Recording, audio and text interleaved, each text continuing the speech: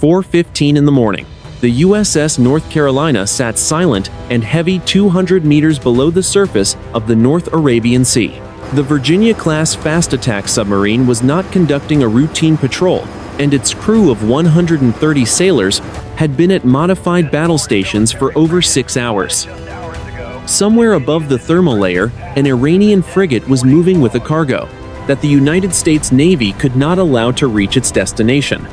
The deep water was an absolute, crushing black, cold enough to draw the heat from the double-hulled steel. Inside the pressure hull, the air was scrubbed and recycled, carrying the faint, metallic scent of ozone and electronics. The mission was designated as a high-priority interdiction. Intelligence assets had confirmed that the Iranian frigate Sahand had departed the port of Bandar Abbas 3 days prior, carrying 2 prototype hypersonic cruise missiles. These weapons, capable of reaching speeds in excess of Mach 5, represented a fundamental shift in the regional power balance. If they reached their destination at a coastal battery near the mouth of the Red Sea, every United States vessel in the region would be at risk. The USS North Carolina, one of the most advanced underwater platforms in the world, was the only asset close enough to intercept the threat without triggering a wider surface engagement.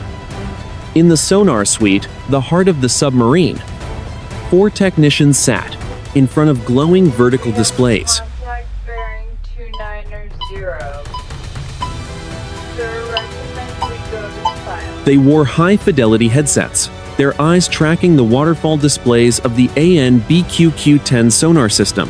This system processed massive amounts of acoustic data, filtering out the clicking of shrimp and the low-frequency groans of tectonic plates to find the specific mechanical signature of a target. The lead sonar technician, a first-class petty officer with 12 years of experience, adjusted his gain settings. He was looking for the unique rhythmic pulse of the Sahand's twin diesel engines and the specific pitch of its 4-bladed propellers. The commanding officer stood behind the sonar bank, his hands gripped on the overhead railing.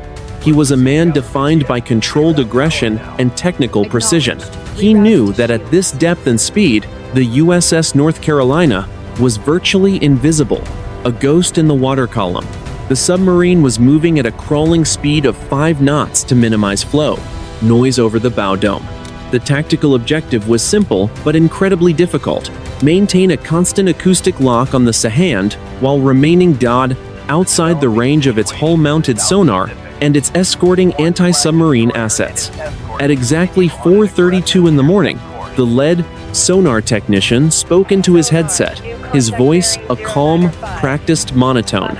He reported a new contact on bearing 095. He identified it as a medium-sized surface combatant, twin shafts, manifesting a signature consistent with a Muj-class frigate. The Sahand was currently 12,000 yards away, moving at a steady 15 knots on a southwesterly course. Behind it, at a distance of 4,000 yards, was a smaller signature identified as a Cayman-class fast-attack craft. The hunters had found their prey. The environment within the control room shifted instantly. The soft blue lighting was replaced by the low-intensity red of combat mode, designed to preserve the night vision of the bridge crew should they need to use the photonics masts. The fire control technicians began the process of building a target motion analysis. They used the bearings from the sonar suite to calculate the Sahand's exact speed, range, and heading. This was a mathematical puzzle where the variables were constantly changing. Every turn the frigate made, every change in sea state, and every variation in water temperature had to be factored into the equation. The North Arabian Sea above them was beginning to churn as a seasonal weather system moved in from the east. The surface waves were reaching heights of 3 meters, creating a layer of ambient noise that worked to the submarine's advantage. This surface clutter made it harder for the Iranian sonar operators to distinguish the faint secondary echoes of a hidden predator. However, it also meant that the USS North Carolina had to carefully manage its buoyancy to avoid being pushed upward into the more turbulent and more detectable upper layers of the ocean. As the distance Between the two vessels, close to 9,000 yards, the commanding officer authorized the preparation of the weapon systems. In the torpedo room, located in the lower forward section of the boat, the weapons handlers began the final checks on the Mark 48 advanced capability torpedoes. These 4,000-pound machines were the primary teeth of the Virginia class, designed to seek out and destroy high-performance surface ships and deep-diving submarines. The steel floor of the torpedo room was slick with hydraulic fluid, and the air was thick with the smell of heavy lubricants and the hum of electric motors. The USS North Carolina was now perfectly positioned in the Sahand's acoustic baffles, the blind spot directly behind the ship, where its own engine noise blotted out the sound of anything following it. The strategic weight of the mission was heavy in the room. This was not a training exercise in the Virginia Capes. This was a real-world operation against a high-value target carrying weapons of mass destruction. One mistake, one dropped wrench, or one miscalculated turn would reveal their position and potentially start a conflict that would span the entire Middle East. The crew waited in the red-lit silence, their breathing synchronized with the steady, rhythmic pulse of the machines they served. 4:35 in the morning. The Iranian frigate Sahand continued its steady push southwest, unaware that its hull was being painted by the passive sonar arrays of a hidden predator. Inside the USS North Carolina, the tactical intelligence officer began a secure data burst to the carrier strike group commander, confirming the presence of the Fatah-2 hypersonic missiles. These weapons were not just cargo. They were the centerpiece of a strategic gambit by the Iranian Revolutionary Guard Corps to break the naval blockade in the Arabian Sea. The missiles were housed in reinforced steel canisters on the aft deck, their guidance systems shielded against the salt air and electronic interference. The intelligence briefing stored in the submarine's secure server was clear about the capabilities of the Fatah-2. It was a liquid-fueled rocket capable of maneuvering at speeds exceeding 4,500 miles per hour. At that velocity, the reaction time for a surface ship's defensive systems was reduced to less than 45 seconds. The missile utilized a scramjet engine for its terminal phase, allowing it to execute unpredictable, high-G maneuvers that could bypass even the most advanced Aegis combat systems. If the Sahand reached the coastal launch sites, the Fifth Fleet would be forced to withdraw its carriers to a distance of over 1,000 miles, effectively ceding control of the regional waterways. The commanding officer of the USS North Carolina watched the tactical plot on the main display. The Sahand was currently at coordinates 15 degrees 20 minutes north, 62 degrees 10 minutes east. It was moving through a region of the North Arabian Sea known as the Murray Ridge, where the underwater topography was a jagged landscape of volcanic peaks and deep trenches. This terrain created complex acoustic shadows, which the Iranian captain was likely trying to use to hide from any surface-based sonar. However, for a Virginia-class submarine, these canyons provided a perfect environment for a close-range ambush. The technical specifications of the Sahand itself were being analyzed by the fire control team. The frigate was a Mauj-class vessel, approximately 95 meters long, with a displacement of 1,500 tons. It was armed with a 76mm naval gun and 4 anti-ship cruise missiles. But its primary threat to the North Carolina was its Zafar anti-submarine mortars and its Bell 212 helicopter. The helicopter was currently lashed to the flight deck, its rotors tied down against the rising wind, but the submarine's crew knew it could be airborne in less than 10 minutes if the Sahand detected a submerged contact. The atmosphere in the control room was one of cold, clinical focus. There was no shouting, only the quiet murmur of data being exchanged between stations. The executive officer moved between the navigation and fire control tables, ensuring that the submarine's position was being updated every 30 seconds based on inertial navigation and bottom contour matching. They were operating in a state of total electronic silence, emitting no radar or active sonar pulses that could give away their position. The only energy leaving the boat was the faint, dissipated heat from the nuclear reactor, which was being cooled by a sophisticated secondary loop to minimize its thermal footprint.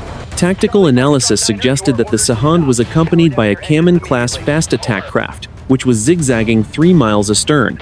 This second vessel acted as a picket, equipped with a surface search radar and a high-speed engine capable of 45 knots.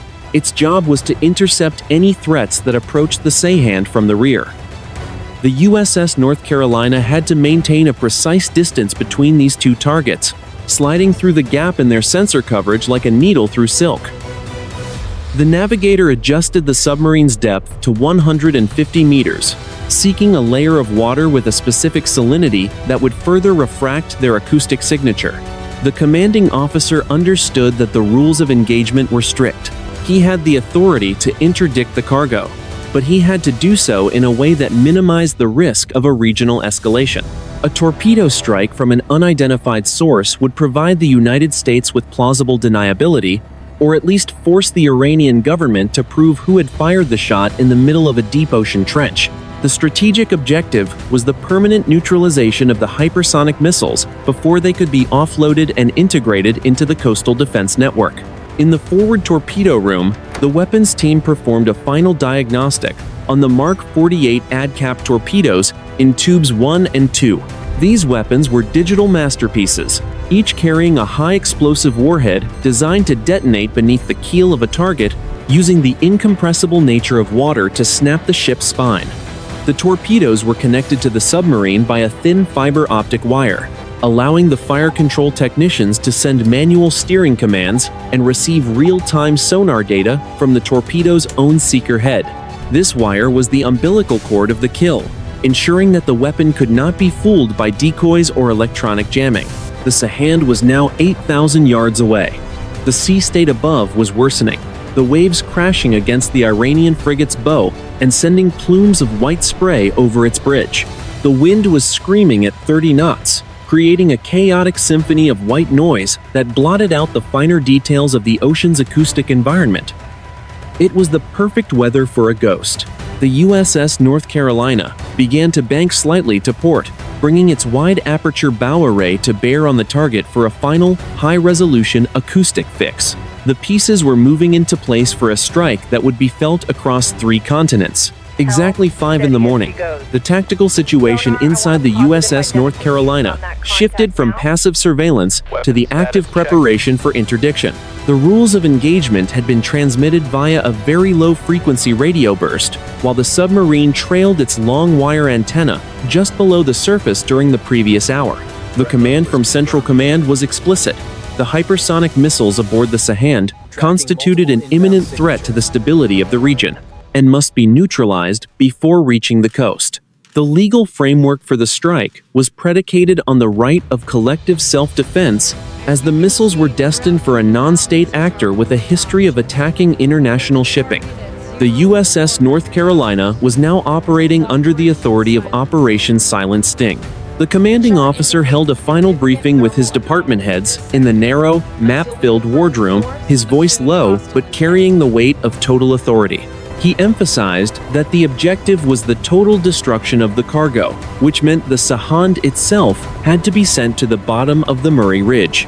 There would be no warning shots and no attempts to board the vessel. The Iranian frigate was currently traversing a deep-water canyon that offered the best chance for the submarine to strike and vanish without being localized by regional radar networks.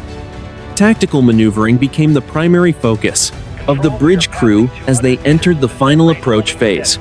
The navigator called out depth changes as the submarine crossed the thermocline, a sharp boundary between the warm surface water and the cold, dense depths below.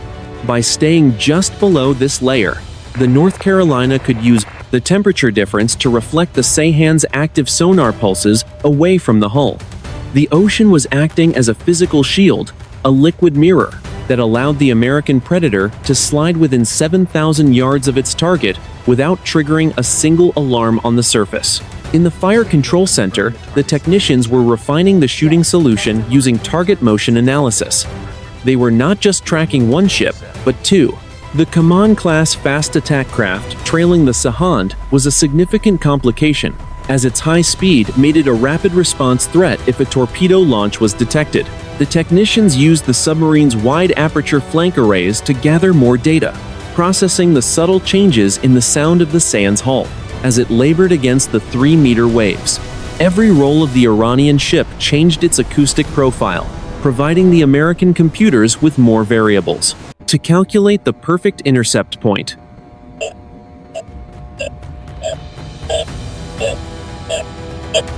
The environment inside the submarine remained eerily still, the only sound being the low hum of the ventilation and the occasional click of a keyboard. The air was becoming slightly heavier, a common occurrence when the carbon dioxide scrubbers were adjusted for high-intensity operations to ensure the crew remained sharp and alert. The smell of the boat was a unique mix of hydraulic fluid, coffee, and the faint, dusty scent of electronics that had been running for weeks without pause. For the sailors at their stations, the world had shrunk to the size of their glowing screens and the voices in their headsets. Strategic coordination continued via the submarine's passive sensors. High above the clouds, a Pate Poseidon maritime patrol aircraft was loitering at 30,000 feet, acting as a silent relay for the broader theater command. The aircraft was receiving data from the North Carolina sonar suite through a secure, one-way acoustic link. This allowed the strike group commander back at the carrier to see exactly what the submarine saw in real time.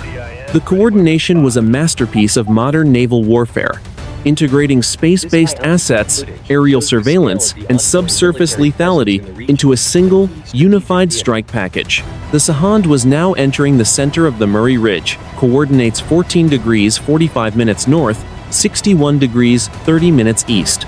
The water depth here dropped to over 3,000 meters, a vast abyss that would swallow the wreckage of any ship lost to its depths. The Iranian captain seemed confident, maintaining a straight course and a steady speed of 15 knots, likely believing that the heavy seas and the presence of his escort provided sufficient security. He did not know that less than 4 miles away, 4,000 pounds of high explosives were being primed for his arrival. The commanding officer returned to the control room and took his position at the center of the compartment. He looked at the weapons status board, which showed tubes 1 and 2 in a state of high readiness. The outer doors were still closed to prevent any change in the submarine's hydrodynamic flow, but the firing circuits were armed. The final check of the rules of engagement was completed. The target was identified, the threat was confirmed, and the environment was clear of neutral shipping. The transition from hunter to killer was nearly complete. The USS North Carolina began its final trim adjustment, taking on small amounts of water to settle the boat into a perfectly stable firing platform. The ocean around them remained a vast, indifferent expanse of gray and black, but within the steel walls of the submarine, the tension had reached its peak. The next 60 minutes would determine the success of the mission and the future of the maritime corridor. The order to flood the torpedo tubes was only minutes away, and with it, the beginning of a kinetic exchange that would rewrite the tactical reality of the North Arabian Sea. 5:15 in the morning. The sonar suite of the USS North Carolina was a cathedral of data, where the fate of the Iranian frigate Sahand was being calculated with mathematical certainty. The lead sonar technician sat motionless, his hands hovering over a trackball, his eyes locked on the vertical waterfall displays of the AN/BQQ-10 sonar suite. This system was the most advanced underwater ear ever developed, capable of identifying a specific ship by the unique resonance of its hull plates and the rhythmic beat of its engine cooling pumps. The Sahand was no longer just a contact. It was a digital ghost that the American crew had successfully pinned against the deep black background of the North Arabian Sea. The process of generating a fire control solution, known as target motion analysis, was a discipline of patience and precision. For over 90 minutes, the technicians had been plotting the bearing of the Sahand as the USS North Carolina moved through its own tactical maneuvers. By comparing how the bearing changed relative to the submarine's own motion, the fire control computers were able to triangulate the exact speed, range, and heading of the target. On the main tactical display, the dot stack representing the Sahand's position had narrowed into a tight, straight line. The solution was now 99% accurate, providing a shooting window that accounted for the 3-meter swells on the surface. The environment within the sonar suite was a stark contrast to the violent weather above. The room was bathed in a low-intensity green and blue light from the high-resolution monitors, which cast long shadows against the sound-dampening material on the bulkheads. The air was cool and dry, filtered to protect the massive server banks that process terabytes of acoustic data every second. The only sound was the faint, rhythmic clicking of keyboards and the low hum of the cooling fans. Each technician wore a noise-canceling headset, listening to the raw audio of the ocean, a chaotic symphony of snapping shrimp, the distant groans of humpback whales, and the steady, mechanical thrum of the Iranian vessel. The acoustic signature of the Sahand was particularly distinct because of its heavy cargo. The two hypersonic missile canisters, weighing several tons each, had shifted the ship's center of gravity and changed the way its hull vibrated as it pushed through the water. This cargo signature was the final piece of evidence the commanding officer needed. It confirmed that this was indeed the vessel carrying the Fatah II missiles. The intelligence officers had nicknamed this specific sound the heavy heartbeat. It was a sound that would soon be silenced by the weight of 4,000 pounds of American high explosives. In the center of the control room, the executive officer oversaw the synchronization of the navigation and fire control data. He checked the coordinates again. 14 degrees 40 minutes north, 61 degrees 25 minutes east. The submarine was now exactly 6,000 yards from the Sahand, positioned 30 degrees off the frigate's port quarter. This was the optimal firing position, allowing the torpedoes to run a straight course with a high probability of intercepting the target's keel. The executive officer reported to the commanding officer that the Mark 48 advanced capability torpedoes in tubes 1 and 2 were receiving a constant stream of targeting data. The technical sophistication of the AN/BQQ-10 sonar suite allowed the North Carolina to maintain this lock while remaining in a state of total passive reception. They were not pinging the target with active sonar, which would have alerted the Sahand's crew to their presence instantly. Instead, they were merely listening to the energy the Iranian ship was already putting into the water. It was the equivalent of tracking a person in a dark room by the sound of their breathing.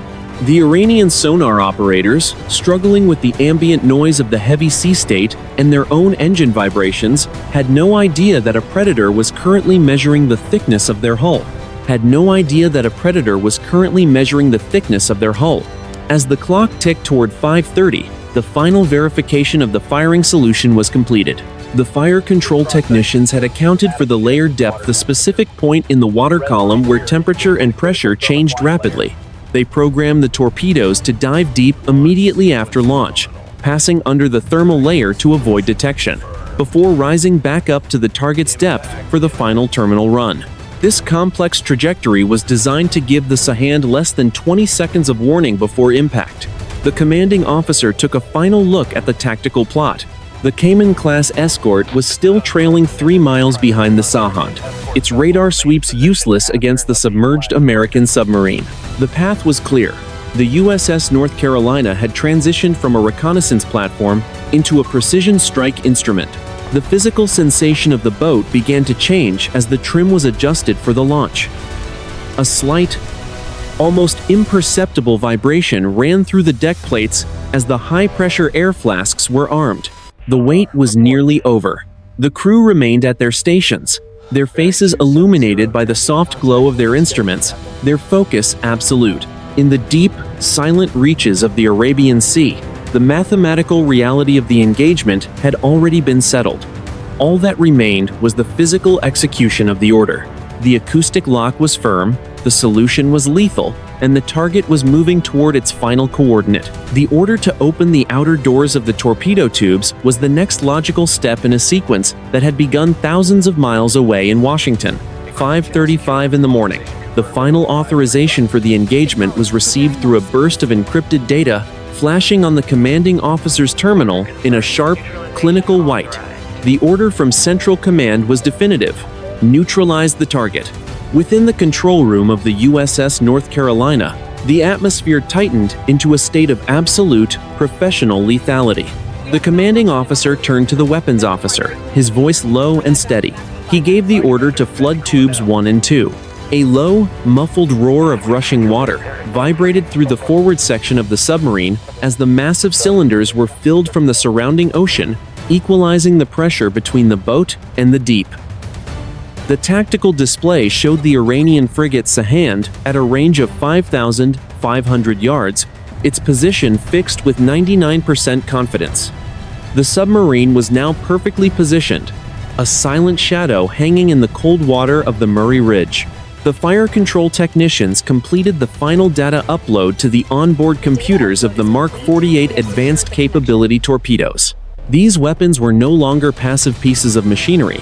They were now active predators, their digital brains fueled by the complex acoustic data gathered over the last 6 hours. The targeting solution accounted for the Sahand's 15 knot speed and the erratic 3-meter swells of the North Arabian Sea. The order to open the outer doors followed seconds later. The mechanical hum of the hydraulic actuators was felt rather than heard, a subtle shift in the submarine's hydrodynamic profile. The commanding officer took his place at the center of the control room, his eyes scanning the status boards. Every sailor was at a state of peak readiness, their training overriding the primal tension of the moment. The air in the compartment felt thin, charged with the collective focus of 130 men and women dedicated to a single, violent objective. The clock at the top of the display ticked over to 5:38. The weapons officer gripped the firing trigger. With the commanding officer's final match and shoot command, the trigger was squeezed. A violent shudder rocked the forward section of the USS North Carolina as high-pressure air punched the first Mark 48 torpedo out of its tube. The sound was a sharp, metallic slam, followed by the high-pitched whine of the torpedo's pump jet propulsor as it transitioned to its own power. 3 seconds later, the second torpedo followed, creating a twin trail of acoustic energy that screamed through the water at over 50 knots. The two weapons dove immediately, disappearing beneath the thermal layer to hide their approach from the Sahand's hull-mounted sonar. Inside the water column, the torpedoes were relentless. They trailed thin, fiber optic wires back to the North Carolina, allowing the fire control team to guide them with surgical precision. As the weapons reached the 3,000-yard mark, they began their high-speed climb toward the surface. The sonar operators on the Sahand finally detected the incoming threat. The sound of the pump jets cutting through the ambient noise, like a chainsaw. The Iranian frigate erupted into a frantic defensive posture. Black smoke poured from its funnels as the engines were pushed to flank speed, and the crew began firing anti-submarine mortars into the water in a desperate, disorganized attempt to intercept the incoming steel. It was too late. The first Mark 48 torpedo reached the terminal phase, its active sonar seeker locking onto the Sahand's engine room. The weapon dove beneath the Iranian frigate's keel, its proximity fuse sensing the massive magnetic signature of the hull. The warhead detonated with a force that defied description. A massive bubble of superheated gas expanded instantly, lifting the 1,500-ton ship completely out of the water. The physical shockwave was so intense, it compressed the air inside the Sahand's compartments, rupturing the eardrums of every sailor on board. The ship's spine snapped upward, the steel frame of the vessel failing under the sheer weight of the ocean being thrown into the sky. The second torpedo impacted less than 4 seconds later, striking the aft section directly beneath the hypersonic missile canisters. The result was a catastrophic secondary explosion. The liquid fuel inside the Fatah-2 missiles ignited in a blinding white flash that bleached the morning sky for miles. The rear half of the Sahand was disintegrated, turned into a cloud of shredded aluminum and jagged steel that was sent flying into the boiling sea. A pillar of black and orange fire rose 200 meters into the air, fed by burning oil and chemical propellants. The heat blast was so intense, it melted the plexiglass on the frigate's bridge, before the structure was swallowed by the following wave. The Sahand did not sink so much as it vanished into the crater created by the explosions. The forward section of the ship, now a twisted ruin of metal, stood vertical in the water for a heartbeat, before the weight of the incoming sea pulled it down into the abyss. The Kaman-class escort, 3 miles away, veered hard to starboard, its crew watching in absolute horror as their primary vessel was erased from the surface of the ocean. The only things remaining were a widening slick of burning oil and the heavy, metallic smell of scorched steel and salt spray. The silence that followed the final detonation was absolute, broken only by the distant, dying echoes of the ship's hull collapsing as it sank toward the floor of the Murray Ridge. 5:45 in the morning. The North Arabian Sea was no longer a void of black water and gray mist, but a theater of violent, flickering orange light. The destruction of the Sahand had been so absolute that the acoustic sensors of the USS North Carolina were momentarily overwhelmed by the sheer volume of the sound energy, a phenomenon known as acoustic clipping. In the sonar suite, the technicians sat in stunned silence for 3 seconds as the raw, unfiltered sound of a ship's spine snapping reverberated through their headsets. It was a sound like a mountain range collapsing, followed by the high-velocity hissing of thousands of tons of seawater rushing into the vacuum of a broken hull. The primary climax of the engagement was over, but the kinetic reality of the battlefield was still evolving. The secondary explosion of the Fatah, 2 hypersonic missiles, had created a shockwave that traveled through the water column at 1,500 meters per second. This pressure wave slammed into the hull of the USS North Carolina, 5,000 yards away, causing the entire 7,800-ton submarine to shudder. In the control room, the deck plates vibrated under the sailors' feet, and a few loose items rattled in their stowage bins. The commanding officer held onto the periscope pedestal, his eyes fixed on the internal systems monitors to ensure the shock had not tripped any sensitive reactor safety circuits. The immediate aftermath on the surface was a scene of industrial horror. The chemical signature of the burning liquid rocket fuel was detected by the submarine's atmospheric sensors as it briefly sampled the air through a snorkeling mast.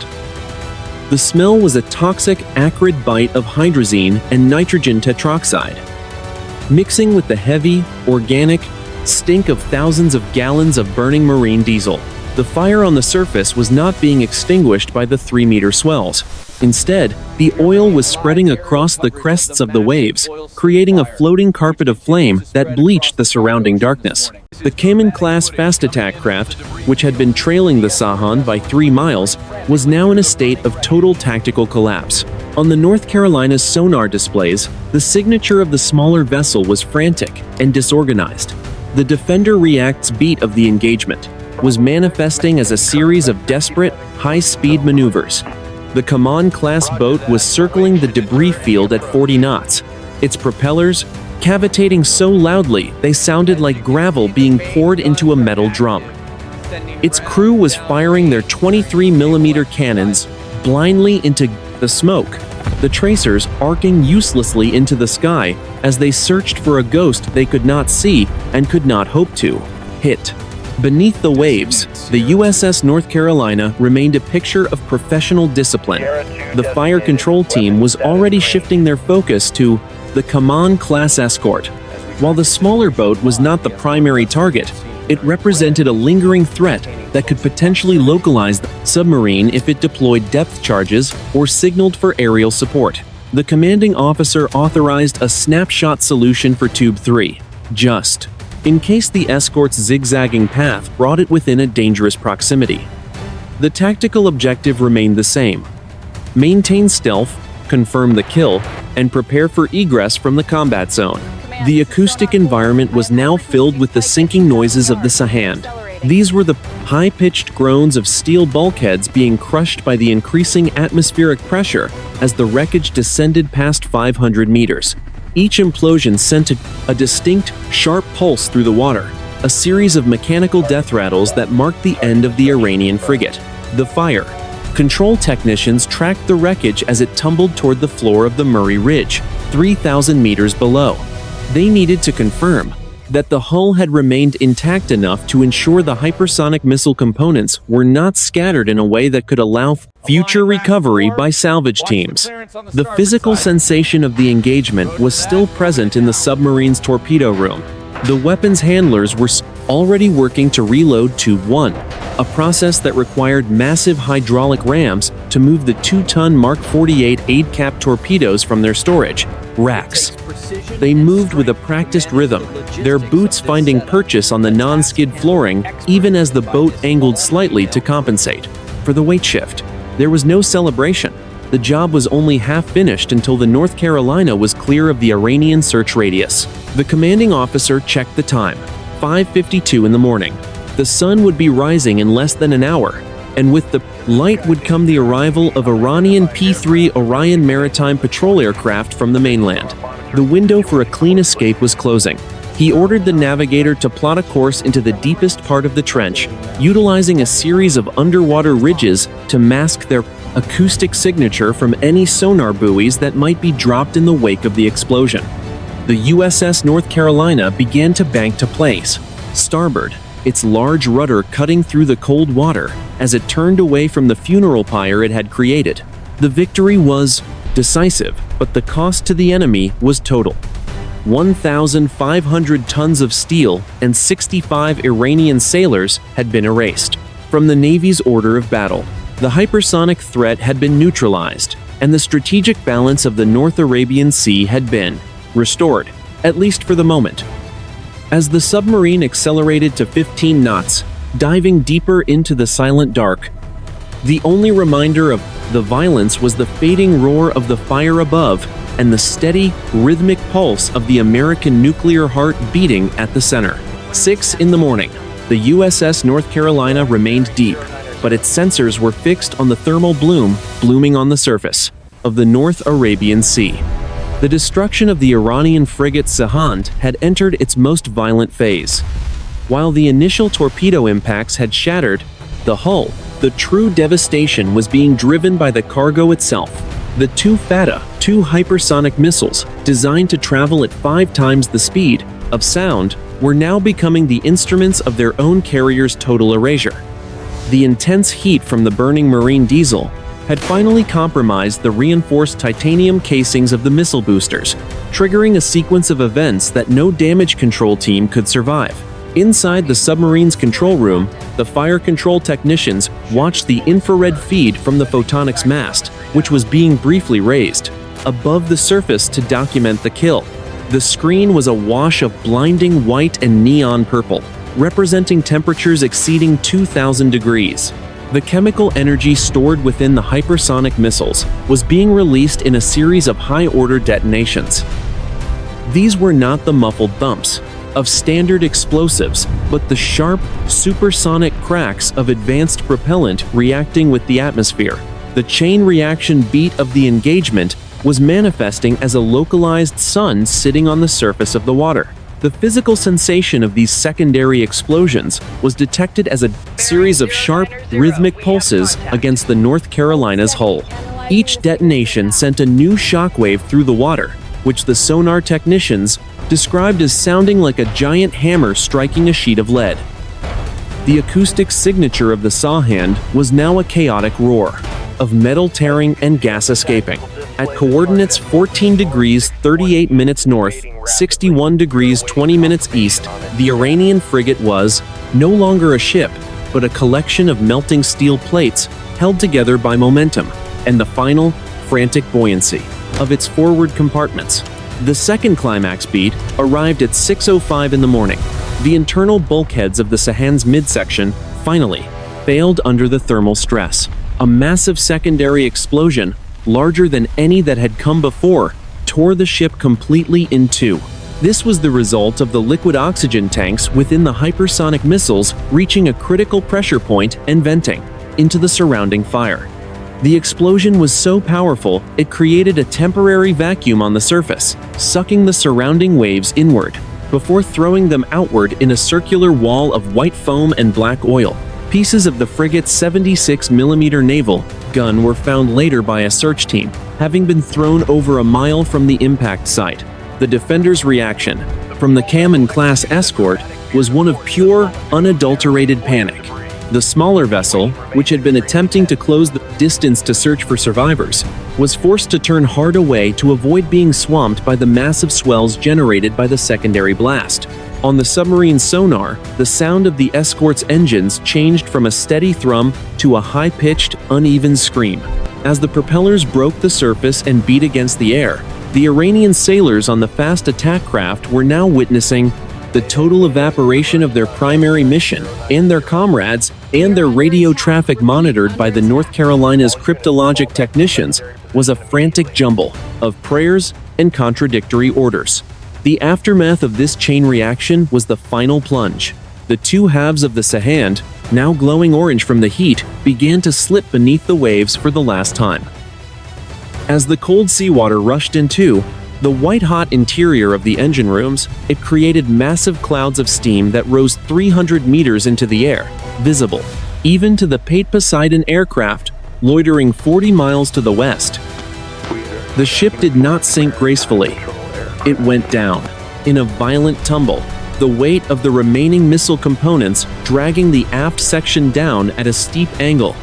The forward section followed seconds later, a twisted mass of bridge equipment and radar arrays disappearing into the churn. The sonar technicians on the USS North Carolina reported the breaking up noises for the next 4 minutes. They listened as the water pressure at 200 meters, then 400 meters, and finally 1,000 meters crushed the remaining air pockets within the hull. These sounds were like small staccato gunshots echoing through the abyss. By the time the wreckage reached the floor of Dodd, the Murray Ridge, the Sahand had been reduced to a field of debris scattered across 5 square kilometers of the ocean floor. The hypersonic threat had not just been neutralized, it had been disintegrated. Inside the submarine, the commanding officer ordered the dyne, photonics mast lowered, and the boat to begin a steep dive to 300 meters. The tactical report was being drafted for immediate transmission to the commander of United States Naval Forces Central Command. It was a cold, professional document that listed the facts. Target neutralized, cargo destroyed, 0 American casualties. The mission had been a success of technical superiority and silent execution. The red lights of the control room began to dim as the crew transitioned back to a standard watch rotation. The adrenaline of the kill being replaced by the steady, focused discipline of the long transit home. 6:10 in the morning. The USS North Carolina was no longer a stationary observer, but a shadow in motion, diving toward the jagged sanctuary of the Murray Ridge.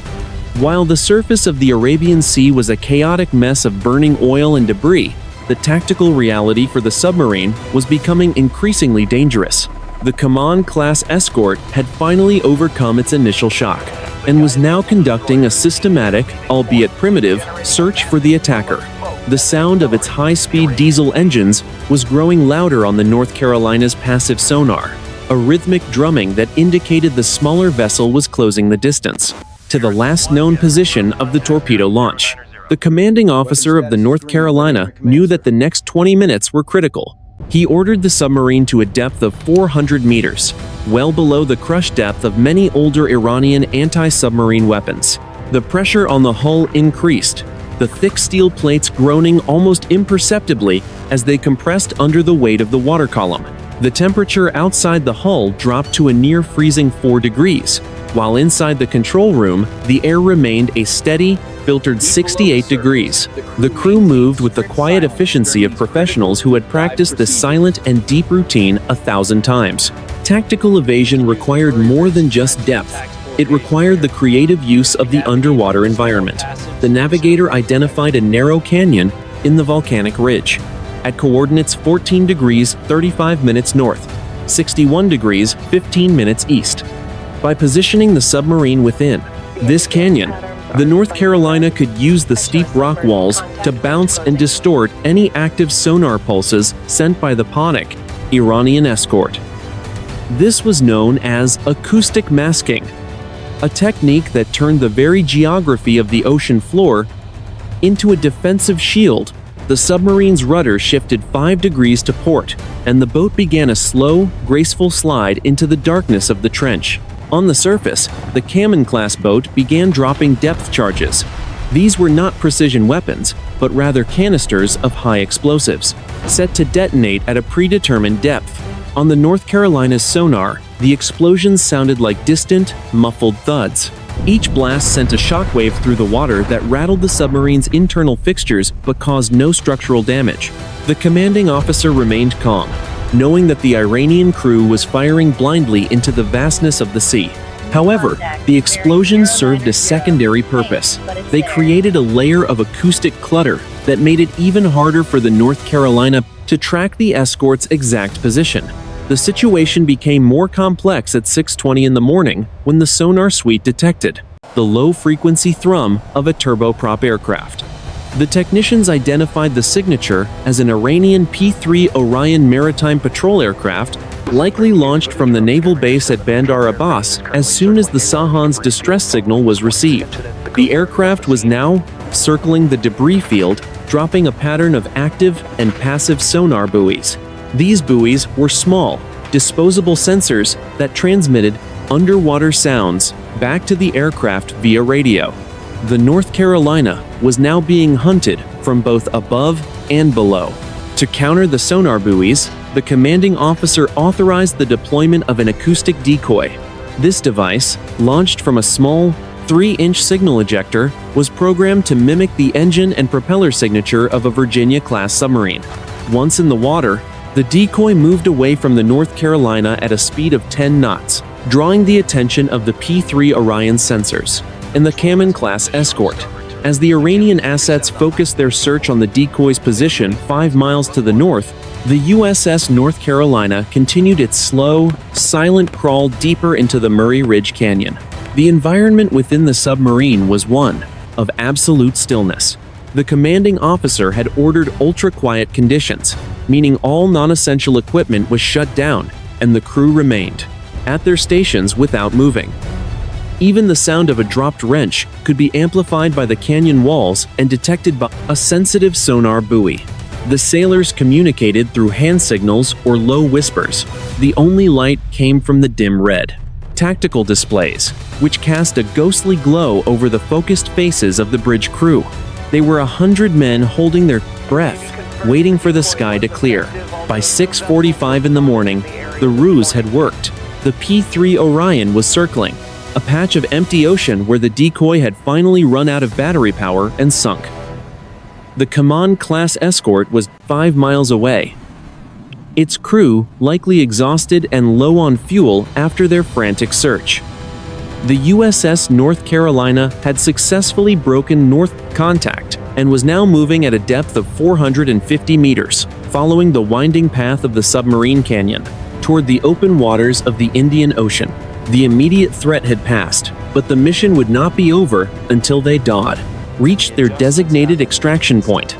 The technical superiority of the Virginia-class had once again proven decisive. The combination of advanced acoustic, modeling, tactical decoys, and the sheer skill of the crew had allowed the North Carolina to strike a catastrophic blow and vanish without a trace.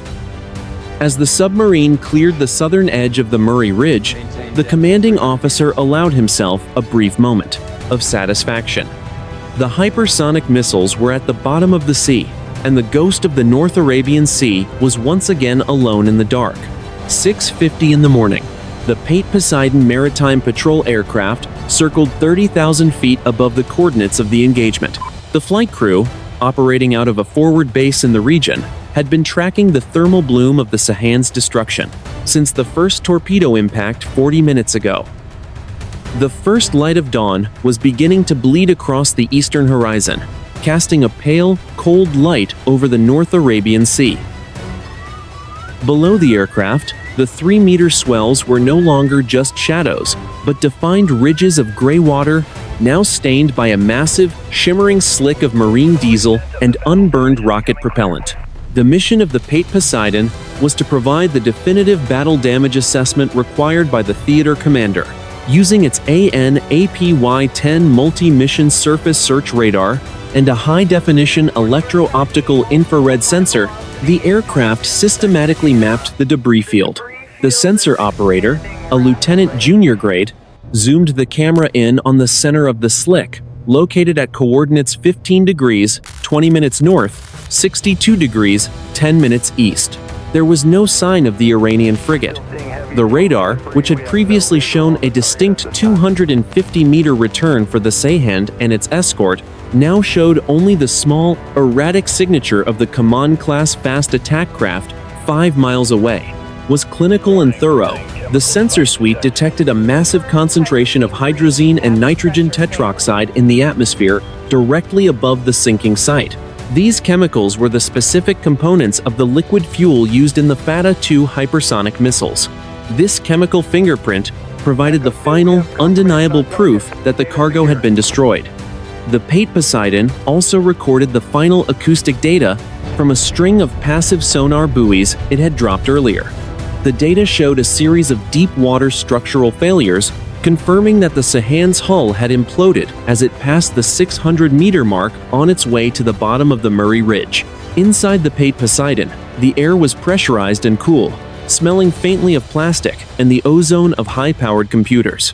The crew worked with quiet intensity, their faces illuminated by the multicolored tactical displays. They were relaying their findings in real time to the carrier strike group commander aboard the USS Ronald Reagan, 200 miles to the south. The data link was a constant stream of high-resolution imagery and sensor telemetry, painting a picture of a mission that had achieved every one of its strategic objectives. The theater commander now had visual and electronic confirmation. The hypersonic threat had been eliminated. The post-strike analysis also focused on the Iranian response. The Pate Poseidon monitored the movements of the Kaman-class escort and the newly arrived P-3 Orion aircraft from the Iranian mainland. The American crew watched as the Iranian patrol plane dropped its own sonar buoys in a desperate search for the USS North Carolina. However, the data showed that the Iranian sensors were focused far to the north, chasing the ghost signature of the acoustic decoy the submarine had deployed. The coordination between the subsurface and aerial American assets had created a tactical vacuum, leaving the Iranian forces hunting shadows while the true predator moved deeper into the Indian Ocean. The scale of the destruction was measured in numbers that favored American precision. The Sahand, a vessel representing a significant portion of the Iranian surface fleet's blue water capability, had been neutralized with exactly 2 Mark 48 ADCAP torpedoes. The loss of the 2 prototype hypersonic missiles was estimated to have set back the Iranian long-range strike program by at least 3 years. Most importantly, the engagement had occurred in international waters, and the total lack of survivors or identifiable wreckage on the surface made it nearly impossible for the Iranian government to produce physical evidence of the attacker in the immediate aftermath. At 7:15 in the morning, the Pate Poseidon completed its final pass over the site. The oil slick had now spread over an area of 12 square kilometers, a dark bruise on the face of the ocean. The infrared sensors showed that the heat from the secondary explosions had finally dissipated, and the water was returning to its natural temperature. The aircraft commander keyed his radio, reporting that the target was officially neutralized and the area was clear of any other high-value threats. The mission was transitioning from an active combat operation to a long-term surveillance phase. The environment of the North Arabian Sea remained indifferent to the violence that had just occurred. The wind continued to whip the tops of the waves into white foam, and the morning sun began to burn through the haze of the diesel smoke. To an outside observer, the ocean looked the same as it had for centuries, but on the tactical maps of the United States Navy, a major threat had been erased. The Pate Poseidon banked to the south, its engines a steady hum in the thin air, as it began the long flight back to base. The tactical assessment was complete. The USS North Carolina had executed a perfect strike, and the Pate Poseidon had provided the perfect confirmation. The synergy of American naval power from the deep trenches of the ocean floor to the edge of the atmosphere had proven once again to be the dominant force in the region. As the aircraft cleared the combat zone, the crew began the process of archiving the data, ensuring that every detail of Operation Silent Sting was preserved for future study. The quiet professional discipline of the United States military remained the final word in the North Arabian Sea. 7:30 in the morning. The USS North Carolina was moving at a steady 20 knots, maintaining a depth of 300 meters, as it pushed further into the cold, pressurized sanctuary of the Indian Ocean.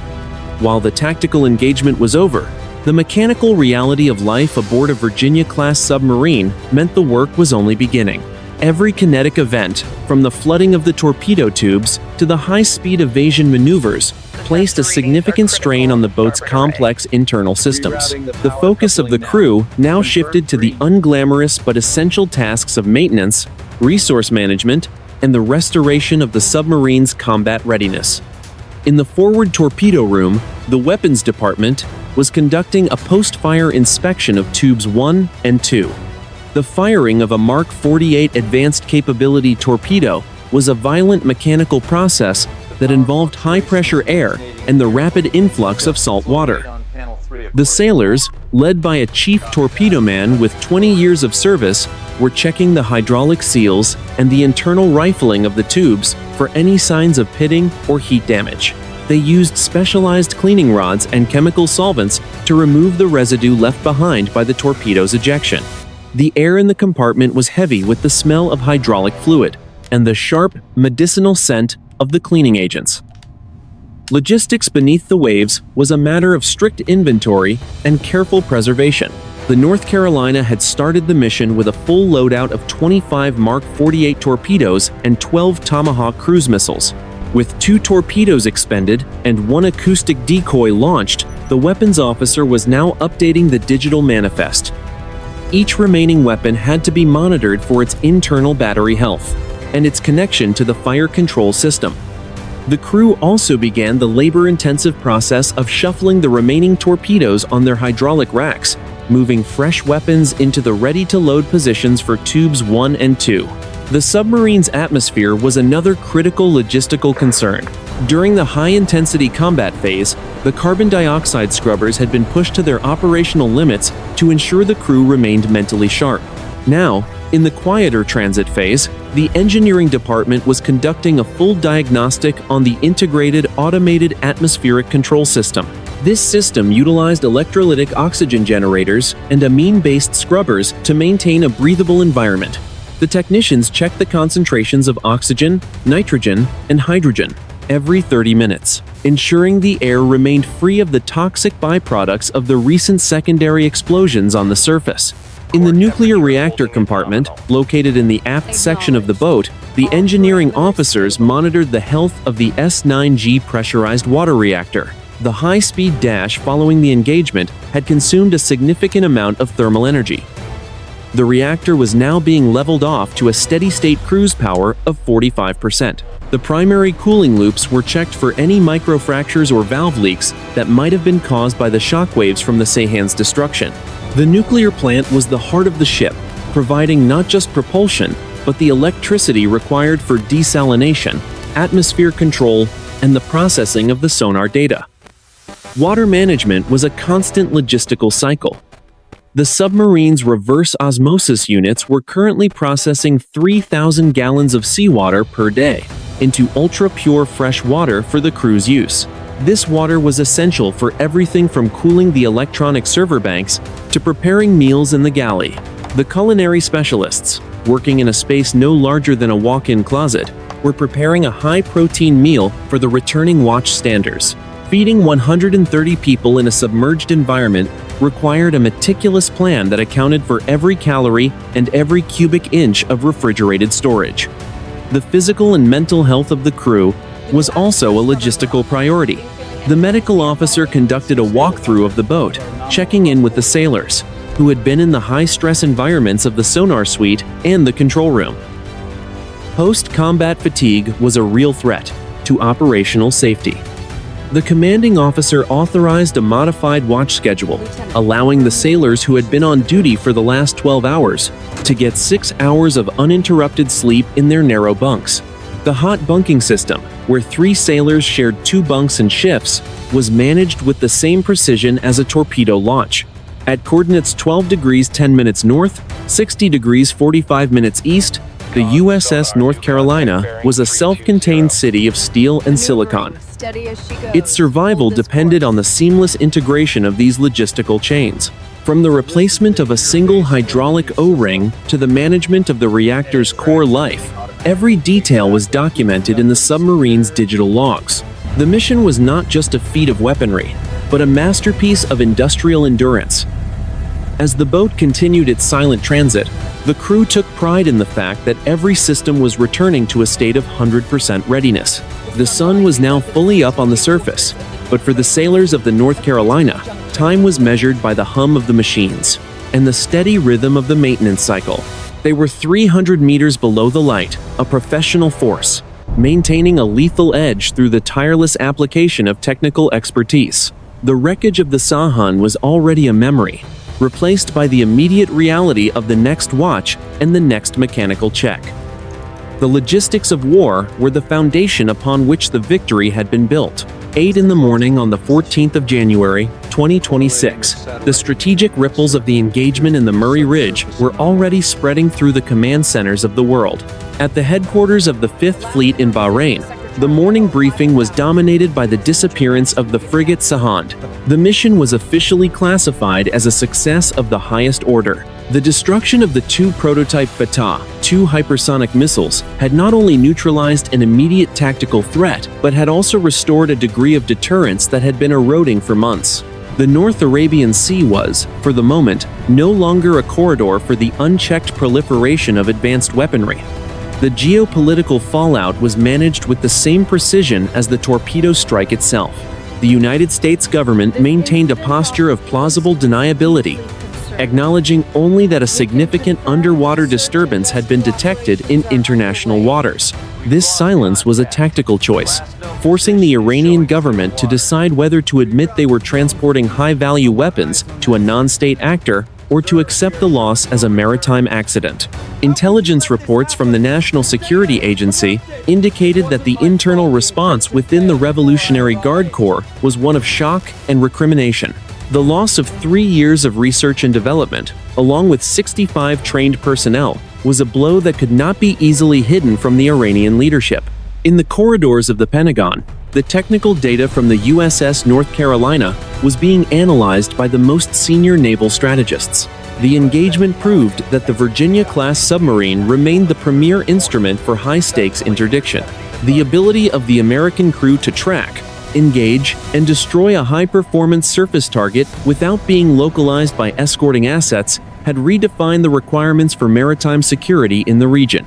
The tactical success of Operation Silent Sting was already being written into the curriculum at the Naval War College as a case study in the effective use of subsurface lethality to achieve a strategic objective without a formal declaration of war. The environment of the regional waterways began to shift almost immediately. Satellite imagery from the National Reconnaissance Office showed that 3 other Iranian naval vessels, which had been preparing for deployment, were instead ordered to remain in port for comprehensive safety inspections.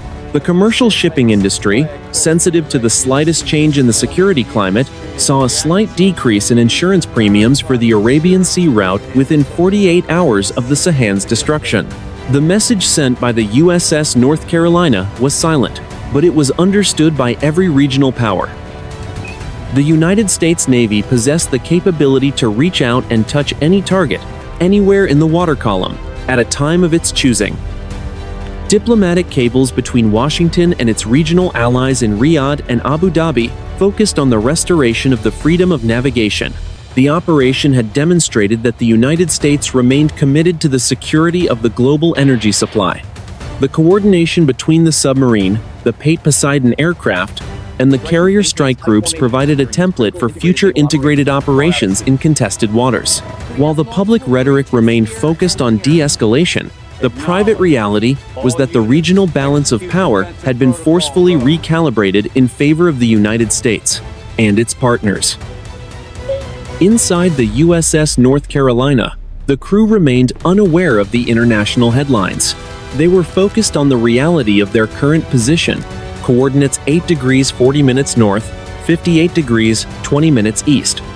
The submarine was now moving through the deep, sapphire blue waters of the Somali Basin, a region where the ocean floor dropped to 5,000 meters. The air inside the boat was clean, and the mood was one of quiet, professional satisfaction.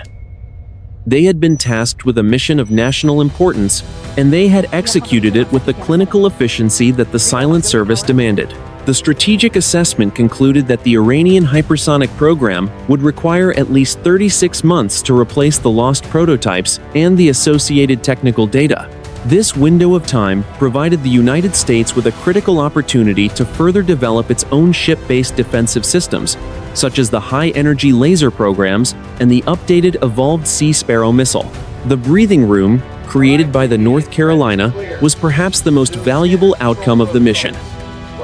The threat had not just been delayed, it had been fundamentally disrupted. As the morning sun climbed higher over the Arabian Peninsula, the oil slick at the engagement site began to break apart.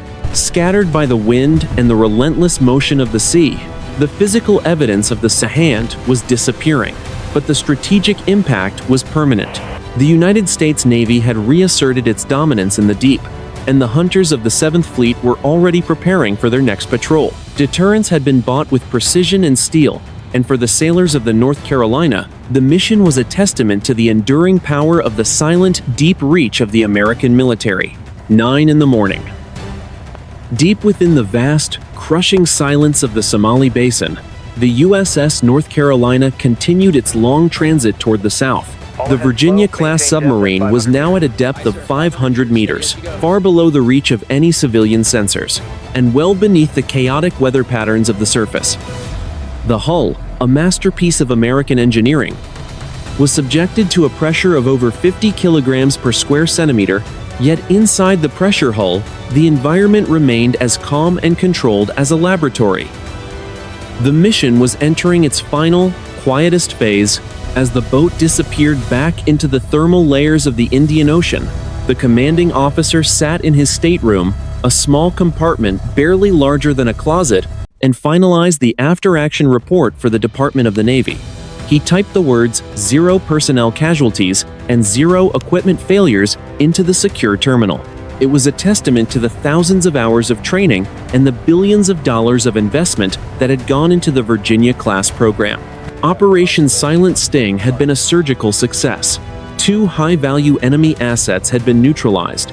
A strategic threat had been removed from the board, and the United States had maintained its posture of strength without the need for a wider surface war. The environment of the submarine had returned to the steady, rhythmic pulse of a long-duration patrol. In the mess deck, the crew was finishing a breakfast of eggs and coffee, the atmosphere lightened by the shared knowledge of a job well done. There were no victory parades or public accolades awaiting them. Such was the nature of the silent service. Their reward was the successful execution of a complex technical problem and the safety of the fleet they protected. The air was cool and carried the faint, familiar scent of amine and hydraulic oil, a smell that every submariner associated with the safety of their deep-water home. The technical status of the boat was near perfect. The S-9G nuclear reactor was operating at a highly efficient cruise power, providing the electricity to keep the oxygen generators humming and the sonar arrays listening. The weapons officer had completed the reload of the empty torpedo tubes, and the remaining 23 Mark 48 advanced capability torpedoes were stored in their racks, ready for any future engagement. Every sensor, from the wide aperture flank arrays to the high-frequency chin sonar, was functioning within peak parameters. The USS North Carolina was once again a fully loaded and lethal predator, stalking the dark corners of the world's oceans. At coordinates 5 degrees 10 minutes north, 55 degrees 20 minutes east, the submarine crossed a major underwater boundary, where the water temperature dropped by another 2 degrees. The navigator adjusted the trim to account for the change in water density, a process so smooth that the crew felt nothing more than a slight, momentary shift in the floor beneath their feet. They were moving at 20 knots, a speed that would have been deafening for an older submarine, but for the North Carolina, it was a silent, effortless glide. The pump jet propulsor at the stern left no trail of bubbles and created no telltale cavitation that could be tracked by enemy sensors. The strategic legacy of the mission was already being calculated in the halls of power. The removal of the Fata-2 hypersonic missiles had prevented a shift in regional dynamics that could have lasted for a decade. The operation had proven that the United States Navy could operate with impunity in contested waters, striking with total surprise and total effect. It was a reminder to all adversaries that the ocean was not a barrier, but a highway for American power, and that the most dangerous threats were the ones that could not be seen on a radar screen. The USS North Carolina was now a sovereign piece of American territory moving through the abyss. It carried the weight of national policy and the lethal precision of modern science. As the submarine descended even deeper toward a cruising depth of 600 meters, it truly became a ghost. The surface world, with its fires, its politics, and its noise, was a distant memory. Below the waves, there was only the cold, the dark, and the unwavering discipline of the men and women who stood the watch. The mission was complete, the objective was achieved, and the silence of the deep ocean was restored. The submarine continued its journey, a silent guardian of the maritime lanes, disappearing into the vast, blue-black expanse of the southern reaches. The lessons of Operation Silent Sting would be analyzed for years, but for the crew of the North Carolina, it was simply another day in the service of their country. They were the masters of the underwater domain, and as they moved further from the site of the engagement, the only sound that remained was the steady, rhythmic heartbeat of the ship, echoing through the infinite dark of the Indian Ocean.